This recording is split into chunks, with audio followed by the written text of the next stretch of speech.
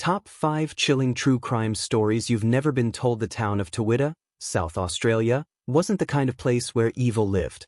It was 1902, a settlement surrounded by golden wheat fields, where neighbors waved across fences and the night sky stretched endlessly, untouched by the chaos of the outside world. But on the first night of the new century, that silence shattered. The Schippan farmhouse sat on a small rise overlooking the dusty road. Inside, a single kerosene lamp burned low, casting long shadows against wooden walls. 13-year-old Bertha Schippan lay asleep in her narrow bed, her breathing slow and peaceful. Her older sister Mary, 16, was nearby, drifting between dreams and the hum of summer insects outside. And then came the scream. It wasn't the sound of surprise, it was terror. The kind of sound that rips through walls and hearts at once. Mary sat upright, frozen.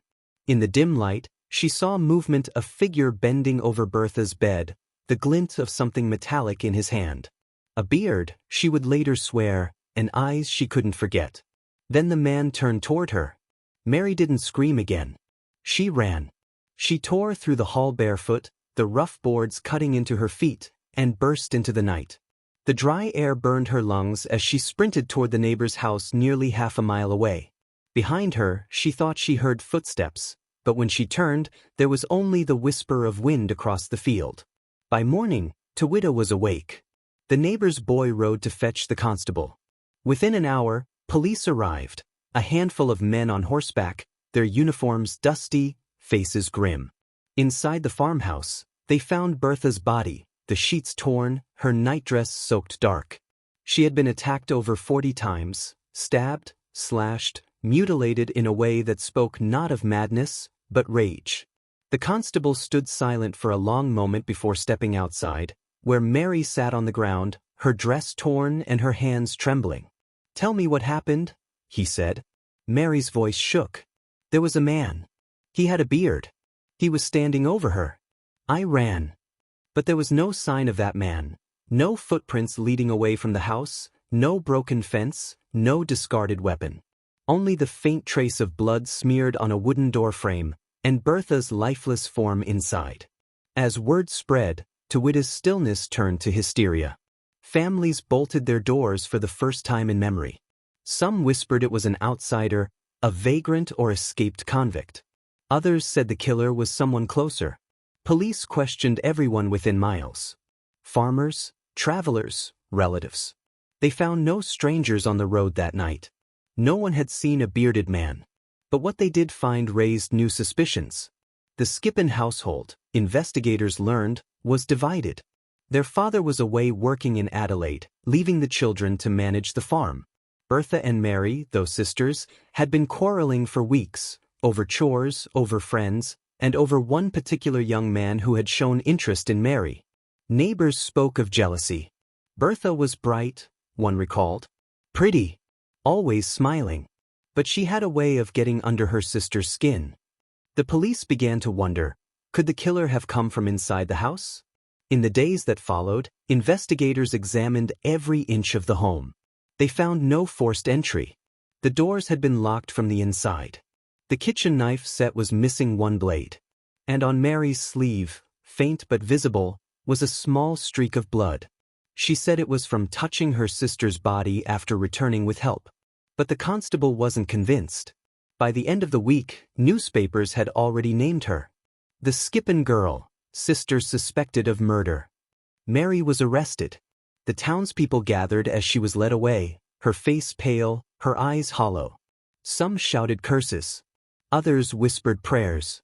The idea that one sister could have butchered another was too much to bear. But the evidence, what little there was, seemed to point nowhere else. At her trial in Adelaide, the courtroom overflowed with spectators. The prosecutor described her as cold, jealous, and deceptive. The defense painted her as a terrified child, haunted by something she couldn't explain. When asked to describe the killer, Mary repeated what she'd always said. "A bearded man. I saw his eyes." But no one else had. The jury deliberated for hours.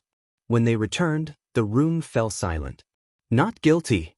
Gasps rippled through the gallery. Some cheered. Others cursed. But as Mary broke down, The judge's voice cut through the noise.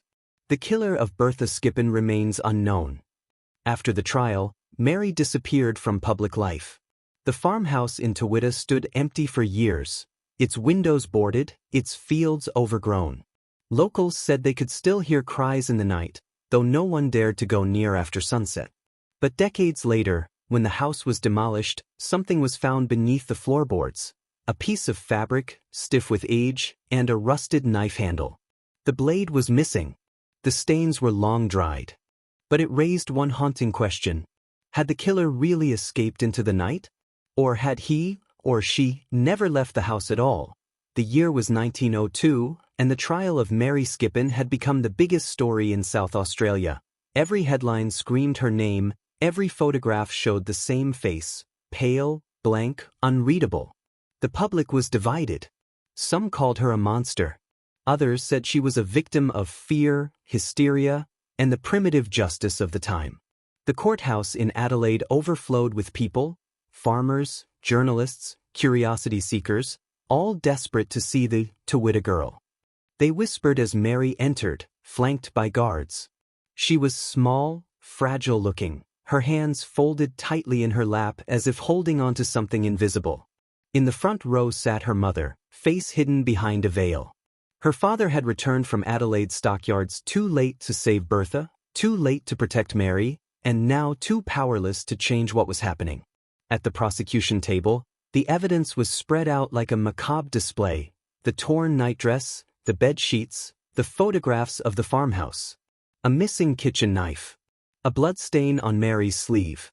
And one chilling fact: no one else had been seen entering or leaving the house that night. The prosecution wasted no time. They painted Mary as jealous and hot-tempered, resentful of her younger sister's affection and the attention she received from local boys. They said Mary and Bertha had quarreled earlier that day, that something inside her had snapped, that when the younger girl went to bed, Mary had followed, knife in hand, rage blinding reason. The courtroom buzzed as the prosecutor described the attack in painstaking detail: 40 wounds, each one deliberate, each one filled with fury. And then the silence. And then the lie. A story about a bearded man who had vanished into the dark. Mary stared at the floor, her fingers white around the hem of her dress. When it was her turn to speak, her voice was barely a whisper. "I didn't kill my sister," she said. "There was someone there. I saw him. He looked at me." The judge leaned forward. "Can you describe him?" Mary hesitated. "A beard, and eyes that looked wrong.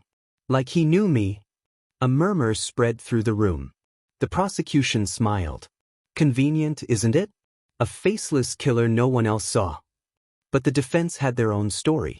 They called witnesses, neighbors who spoke of a stranger seen near Towitta days before the murder, a man walking the road carrying a swag and a knife at his belt. Another neighbor said she'd heard the Schippan girl's dog barking violently that night, something it never did when the family moved inside the yard. Then there was the doctor's report. The wounds, he said, were made with precision, deep, consistent, suggesting someone stronger than Mary. A blade longer than a kitchen knife. Possibly a hunting blade. The kind of weapon men carried, not teenage girls. It was enough to see doubt.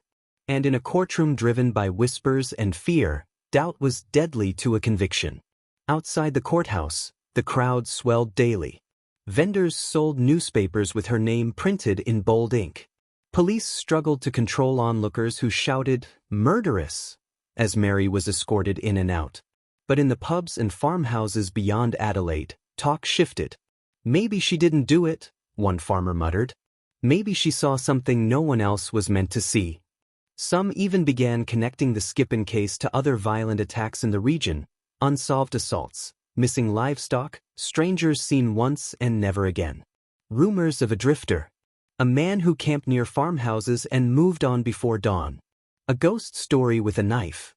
The newspapers called him the Towitta Shadow.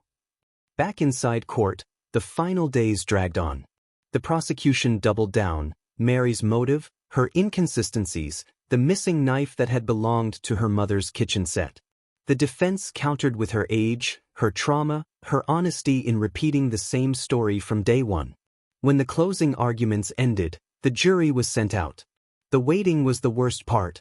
Mary sat alone, the faint tick of the clock echoing in her head.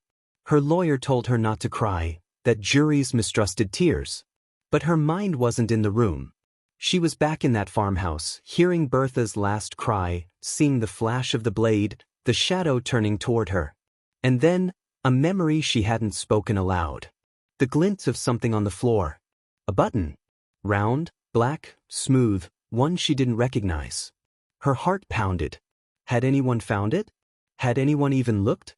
After 5 hours, the jury returned.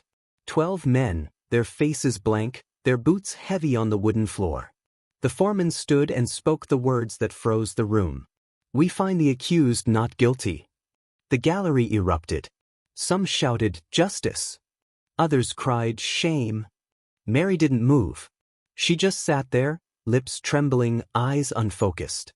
When her lawyer leaned in to whisper congratulations, she flinched.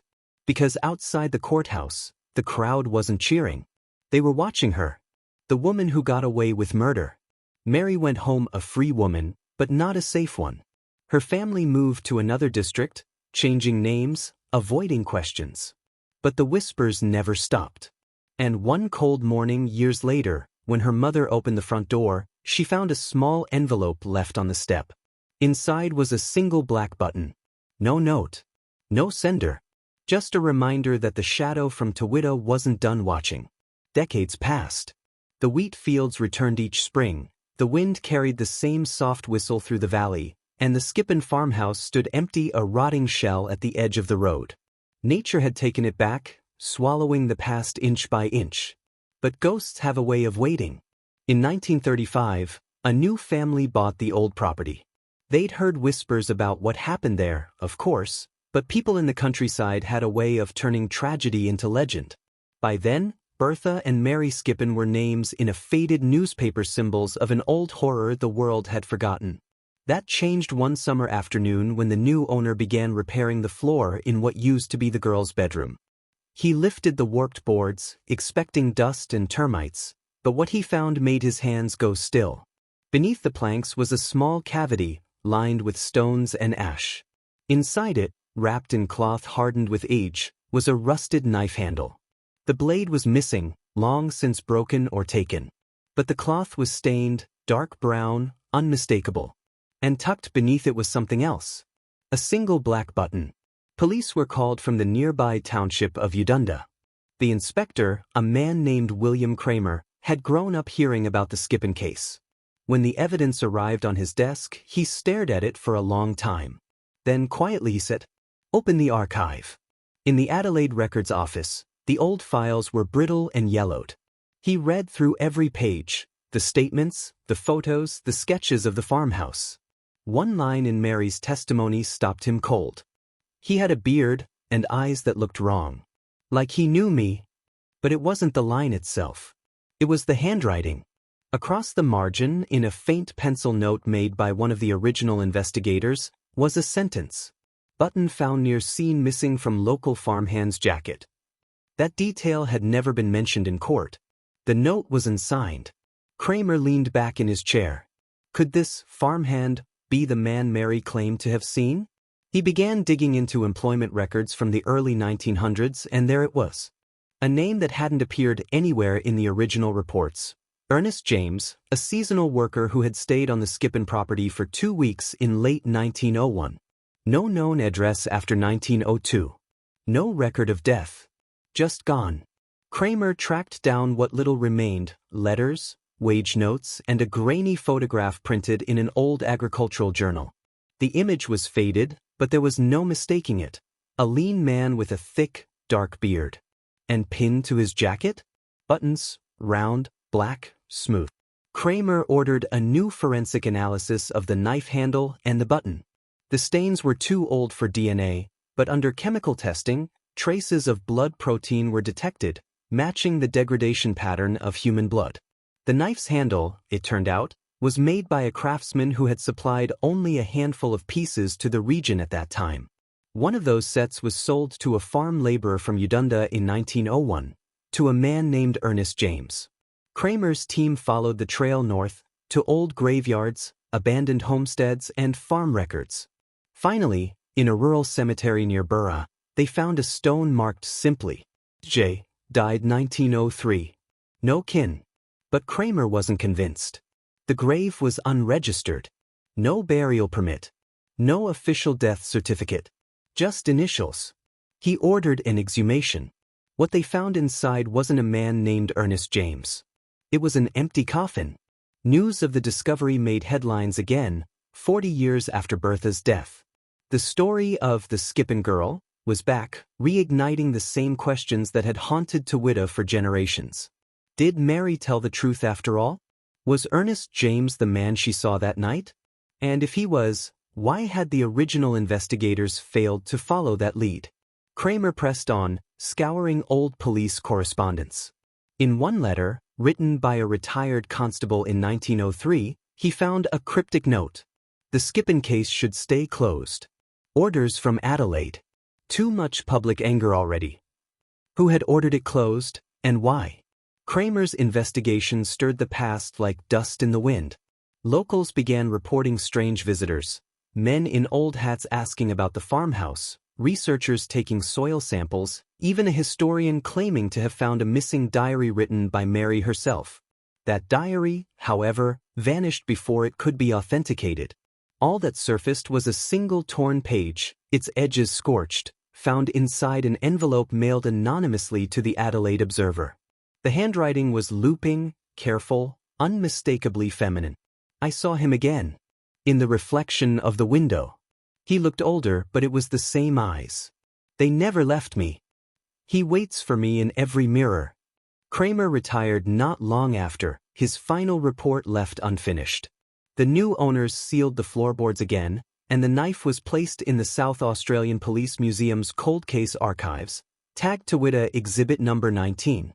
No one ever identified the man buried under the initials EJ. No one proved who killed Bertha Schippan. But in 1995, when the farmhouse was finally torn down, one of the workers swore he saw something before the last wall fell. A faint shape in the dust, like a girl standing in the doorway, her eyes wide, her hands outstretched. And when he blinked, she was gone. All that remained was a rusted nail and a small, black button lying at his feet. They say every unsolved murder leaves an echo. And in Towitta, it's still whispering.